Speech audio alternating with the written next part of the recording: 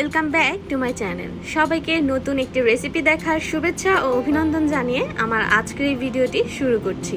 Viewers, আজকে আমি আপনাদের সাথে খুবই সহজ আর খুবই মজাদার একটি রেসিপি নিয়ে হাজির হয়ে গেলাম। আজকে আমি আপনাদের সাথে শেয়ার করছি মুরগির গিলা ভুনা, যেটা কিনা গরম ভাতের সাথে অথবা রুটির সাথে জাস্ট জমে যাবে। তো ভিউয়ার্স, প্রথমেই আমি মুরগির গিলাগুলোকে ভালোভাবে পরিষ্কার করে নিয়েছি আর ছোট ছোট পিস করে নিয়েছি যেন এর ভিতরে ভালোভাবে মশলাটা ঢুকতে পারে। এরপর গরম পানিতে আমি এই গিলাগুলোকে 5 মিনিটের মতো সিদ্ধ করে নেব। 5 মিনিট পর গরম পানি থেকে এই গিলাগুলোকে আমি তুলে নর্মাল পানি দিয়ে একটু পরিষ্কার করে নেব। এরপর চলে এসেছি রান্না করার কাজে। তো প্রথমেই আমি ফ্রাই প্যানে চুলায় একটু তেল দিয়ে দিলাম। এরপর দিয়ে দিলাম এতে 1 কাপ পরিমাণ পেঁয়াজ কুচি। পেঁয়াজ কুচিটা আমি সামান্য একটু ভেজে নেব, একটু হালকা ব্রাউন হয়ে আসলেই এর ভিতরে আমি দিয়ে দেব একটা তেজপাতা, একটা দারচিনি, কয়েক টুকরা এলাচ আর সেই সাথে দিয়ে দিব কয়েক টুকরা লবঙ্গ। গোটা গরম মশলাগুলো দেওয়া হয়ে গেলে আমি এই গরম মশলাগুলো পেঁয়াজের সাথে অল্প কিছুক্ষণ একটু ভেজে নেব যেন এর স্মেলটা ভালোভাবে পেঁয়াজের সাথে মিশে যায়। এরপর এতে আমি দিয়ে দেব 1 টেবিল চামচ পরিমাণে আদা রসুন বাটা। আর আদা রসুন বাটা দেওয়ার পর আমি একটু হালকা ভেজে নেব যেন আদা রসুনের যে কাঁচা স্মেলটা রয়েছে সেটা চলে যায়। এরপর আমি এতে দিয়ে দিচ্ছি হলুদের গুঁড়ো, দিয়ে দিচ্ছি 1 টেবিল চামচ মরিচের গুঁড়ো, দিয়ে দিচ্ছি 1 টেবিল চামচ ধনিয়ার গুঁড়ো আর 1 টেবিল চামচ জিরের গুঁড়ো দিয়ে এরপর আমি হালকা একটু পানি দিয়ে নেড়ে মশলাটাকে কষিয়ে নেব 5 মিনিটের জন্য।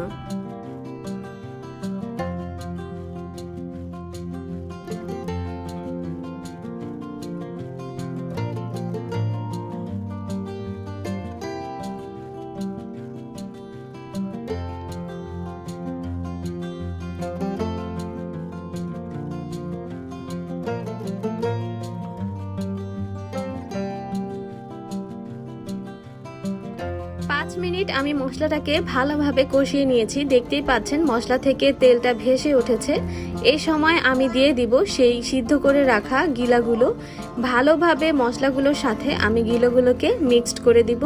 এরপর ঢাকনা দিয়ে কষিয়ে নিব আরো 5 মিনিটের জন্য।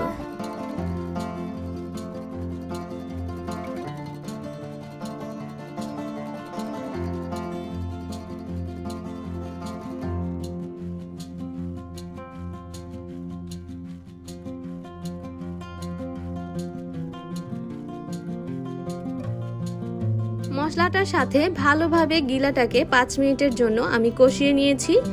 এরপর আমি এতে অ্যাড করে দেব পরিমাণ মতো পানি। আর পানিটা দিয়ে ভালোভাবে আবারও একটু মিক্সড করে দিয়ে আমি ঢাকনা দিয়ে রান্না করব প্রায় 10 মিনিটের মতো।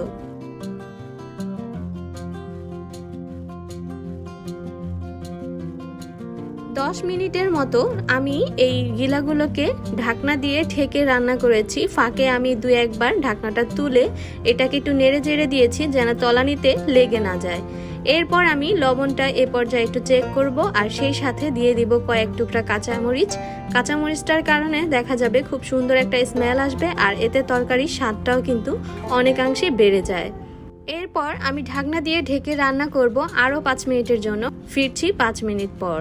5 মিনিট পর ঢাকনাটা তুলে দেখতেই পাচ্ছেন মশলা থেকে তেলটা বের হয়ে আসছে। এ পর্যায়ে আমার রান্নাটা কিন্তু কমপ্লিট। আপনারা চাইলে এ পর্যায়ে চুলা থেকে নামিয়ে নিতে পারেন এই সুস্বাদু তরকারিটি। তবে আমি এর ভিতরে হালকা একটু ভাজা জিরের গুঁড়ো দিয়ে দিয়েছি, কেননা আমার কাছে ভাজা জিরের গুঁড়োর স্মেলটা খুবই ভালো লাগে।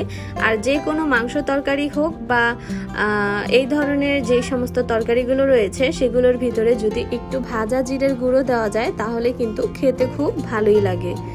তো রান্না আমার কমপ্লিট। তো দেখতেই পাচ্ছেন কতটা ইয়াম্মি লাগছে এই মুরগির গিলা ভুনাটা। তো আপনারা চাইলে গরম ভাতের সাথে অথবা রুটির সাথে এই মুরগির গিলা ভুনাটি খেতে পারেন। তো ভিউয়ার্স, আপনাদের কাছে আমার আজকের এই রেসিপিটি কেমন লেগেছে সেটা অবশ্যই কমেন্টের মাধ্যমে জানাবেন। আর হ্যাঁ, পরবর্তী ভিডিওটি দেখার জন্য অবশ্যই আমার চ্যানেলটি সাবস্ক্রাইব করে আমার এবং আমার চ্যানেলের পাশেই থাকবেন। সবাই ভালো থাকবেন, সুস্থ থাকবেন এই শুভকামনা। আল্লাহ হাফেজ।